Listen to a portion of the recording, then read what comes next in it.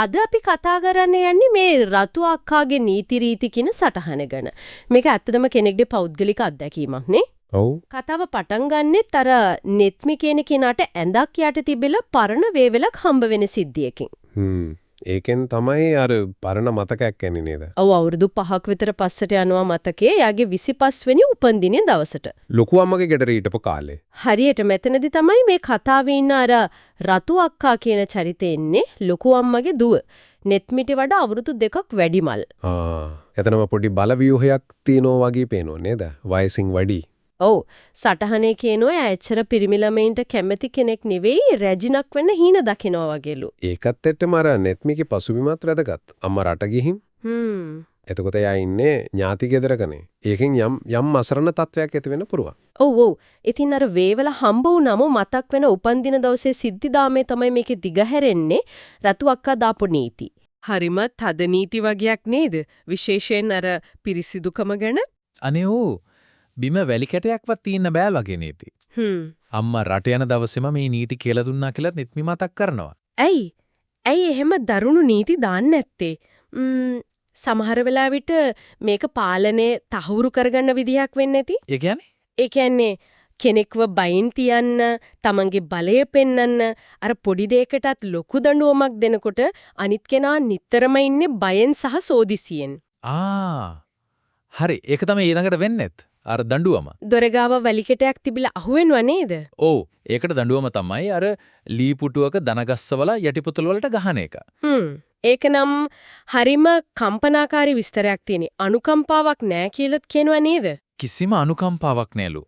නෙත්මි අඬනවා අම්මව මතක් වෙනවා මේ වේදනාව එහෙන්නම ලීලා තියෙනවා. යටිපතුල් කියන්නේ හරිම සංවේදී තැනක්නේ. එතකොට දනගස්සවලා එහෙම පහර දෙන එකේ තියෙන්නේ ශාරීරික වේදනාව විතරක් නෙවෙයි. ඒක ලොකු අවමානයක්. අනිත් කෙනාගේ ගෞරවය බිඳ දමනවා වගේ දෙයක්. ඇත්ත. ඒ වගේම තව දේවල් තියෙනවා අර අහිමි කිරීම, පාලනය කිරීම. ඇඳුම් ගැන නේද? ඔව් අඳින්න දෙන්නේ ආච්චි කෙනෙක් දිහා අඳිල පරණ චීත්තරෙද්දක් විතරයිලු. මුලින් දූපු යට ඇඳුමෙමත් පස්සේ ගන්නවා කියනවා නේද? ඔව්. ඒවා රතුවක්ක තියාගන්නවලු අවුරුද්දකින් තනපටයක්වත් ඇඳලා නැහැ කියලා තියා ලියනවා. ඒක හරිම දරුණු පාලනයක්. කෙනෙක්ගේ මූලිකම අවශ්‍යතාවයක් පෞද්ගලික දෙයක් සීමා කරනවා කියන්නේ ආත්මගතයට ලොකු බලපෑමක් නෑ. ඔව්. අනන්‍යතාවයට කරන බලපෑමක්. ඒ වගේම නෑම සීමා කරන එකත් වතුර අපත යනවා කියලා. ඔව්. ඊළඟ උසප් දවසලන් වෙනකම් නාන්න දෙන්නේ නෑලු. හරිම අසාධාරණයි වගේ නේ ඇහෙන්නේ. ඒ විතරක් නෙවෙයි තවත් අවමාන කරන සිදුවීම් තියෙනවා. නාලාවම පුටුවල වතුර ගෑවෙනවා කියලා. රතුවක්ක ටීවී බලනකොට නෙත්මිට බිම හතර ගාතෙන් ඉන්න කියලා එයාගේ පිට උඩී දඟන්නවලු. දෙවියනේ ඒ කියන්නේ සම්පූර්ණයෙන්ම වස්තුවක් වගේ සලකන්නේ. බෑ කිව්වොත් වේවැල් පාර වදින නිසා ඉවසන් ඉන්නවලු. බලය අනිසි විදිහට යොදවන හැටි තමයි මේ පේන්නේ. අර තව සිද්ධියක් තියෙනව නේද ගේ පිහි දානකොට? නෙත්මිගේ මොප් කරද්දි රතුවක්ක ලිස්සලා වැටෙනවා. ඒ තරහට නෙත්මි ඇඳන් ඉන්න අර එකම දියරෙද්දත් ගලවලා අටට දීලා නිරෝවතින් නූල් පොටක්වත් නැතුව මුළු ගේම පිහි දාන්න කියනවා. පැය 4ක් විතර. ඒක පස්සේ දඬුවමක් තියෙනව නේද? රෙද්ද වේලෙනකන් අවුවේ දන ගහගෙන ඉන්න ඕනලු. මේක නම් අන්තම අවමානියක් මානසික හිංසනයේ උපරිමයක් වගේ. මේ හැමදේම වෙද්දී නෙත්මිගේ හිතේ තියෙන දේවල් ගැන එයා ලියනවා. අසරණකම, බය, වේදනාව, ලැජ්ජාව. අර තමන්ටම දොස් කියා ගන්න එකක් තියෙනව නේද? ඔව්.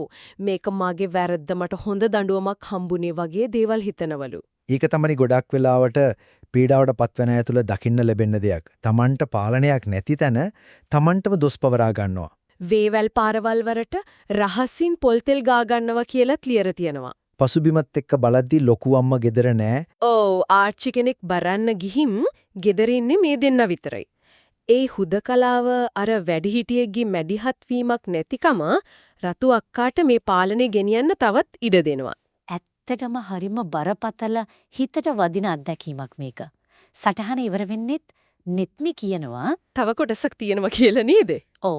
රතු අක්කාගේ මගේ කතා මං ඊළඟ කොටසෙන් ගෙන්නෙම්කෝ කියලා. ඉකින් මේ විස්තරයේ අවසානයේදී අපිට ගොඩක් දේවල් හිතන්න ඉතුරු කරනවා.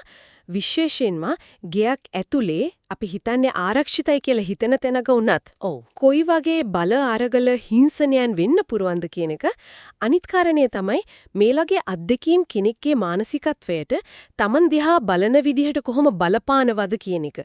අර Tamanටම දොස් කියා ගැනීම වගේ දේවල් වලින් ඒක පේනවා. ඇත්තම ඒ ගැන ගැඹුරින් හිතන්න ඕන කාරණයක්.